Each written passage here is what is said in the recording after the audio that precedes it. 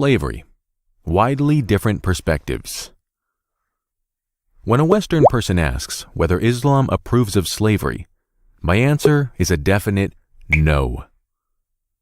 What Islam has is a system that is akin to slavery, as the American sport, which involves players hold an oval ball tight to their chests and fight against their opponents wearing metal helmets, is akin to football. They call it American football when it is everything but football. It should have a different name. The same is the case with Islam. It has a system which is everything but slavery, even though it involves that some people are called slaves. Anybody who knows something about slavery realizes that a slave loses his humanity and becomes an object whose owner can do whatever takes his fancy. A master could kill his slave to relieve his own boredom, or he may torture him to death or work him day and night. Such is the underlying rule of slavery. These are not isolated cases, but basics of slavery, as anyone who saw the film 12 Years a Slave or Django Unchained clearly knows. Do you remember the scene in which dogs are eating slaves alive? Do you remember that? Now, do you realize that this actually happened? I bet you didn't think of it, but this is normal. Because again, a slave loses his humanity and becomes an object owned by his master. Under Islam, the whole thing is different. A slave retains his humanity. No measure of ill treatment of slaves, however small, is permissible. Even assigning a task that is too hard for the slave to do is not permissible. If such a task must be completed, then Islam requires the master to help the slave and work with him. Such was the commandment of Prophet Muhammad. Do not charge them with tasks they cannot fulfill.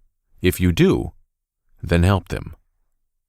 These are better work conditions than those endured by countless employees of some multinational companies. Moreover, a slave should be given of the same food and clothes as the master. The Prophet says, "Your servants are your brethren, whom God has placed under you.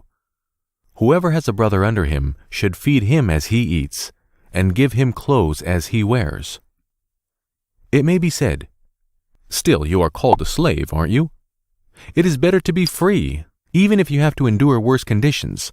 A free bird is better than one in a golden cage." This is perfectly true. Therefore, God has given slaves the right to be free themselves. What? Are you kidding me? You are kidding, right? No, I am not. Under Islam, a slave could enter into a contractual agreement with his master, giving the master an agreed amount of money in return for the slave's freedom. Wait, does this mean that a slave can be financially independent? Answer is yes. Now, do you still think that this system has any comparison with modern slavery? Under modern slavery, a free person is made to work throughout his entire life in return for pittance granted by multinational companies whose profits are in tons of billions of dollars. They are practically slaves. Our world has promoted sexual slavery under which thousands of women are employed in the pornographic industry. These women are given long-term contracts that pay 90% of them hardly enough to live on and educate their children. Most of the so-called sex workers have acknowledged that their work undermines their future as it gives them no chance to take up any respectable employment. They are practically slaves. Do you know that the United States enslaved 4 million innocent Africans and placed them under the conditions I have described? In terms of today's money, a slave was sold for $12,000. By 1850, American slaves then represented what was equal to 1/5 of the national wealth of the United States.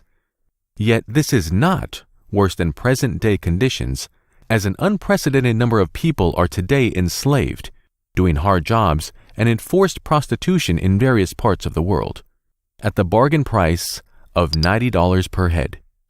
This is cheaper than the price of a pair of trainers from Nike. Now, it may be said, but Islam imposes slavery on captives of war, does it not? The answer is yes, undoubtedly. If you were taken captive in war, would you prefer to be a slave under Islamic conditions as I have described? Or would you try your luck under the Geneva Conventions as they are applied in Abu Ghraib prison, for example? Or Guantanamo?